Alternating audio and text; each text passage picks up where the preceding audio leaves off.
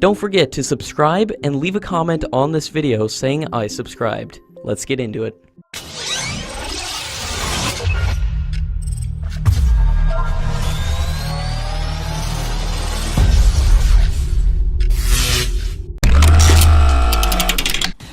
French media has reported that India and France are right on track to power the Tejas light combat aircraft with the M88 Kaveri engine, which currently has been resurrected with the help of France.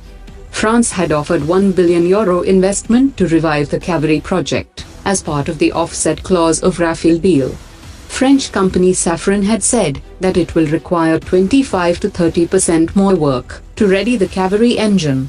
Next month, the French President Emmanuel Macron will be on a visit to India, and major announcement will be made during his visit.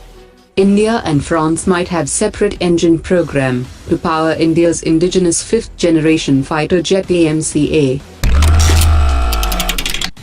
India and Russia have finalized the contractual negotiations for 4 new stealth frigates that Russia will supply the Indian Navy for $775 million per vessel. The first 2 frigates will be built in a shipyard in Russia, and the following 2 frigates will be built in Goa Shipyard Limited, with technology and designs transferred by Russia. Delivery of the vessels will begin within 4 years of signing the contract.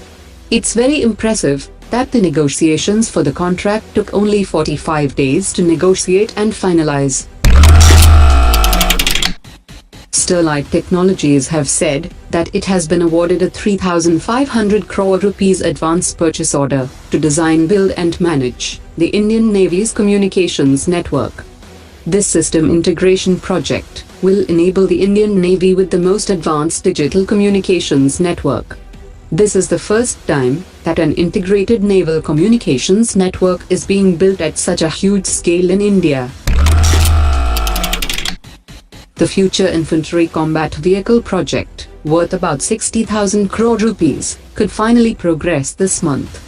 A panel of independent experts which were appointed by the Defense Ministry have found that the evaluation process that was done for selecting the manufacturers to produce the prototypes is totally correct, and the project should move forward. Indian Army has been adversely affected with the delays, as it desperately wants to replace its BMP-2 infantry combat vehicles.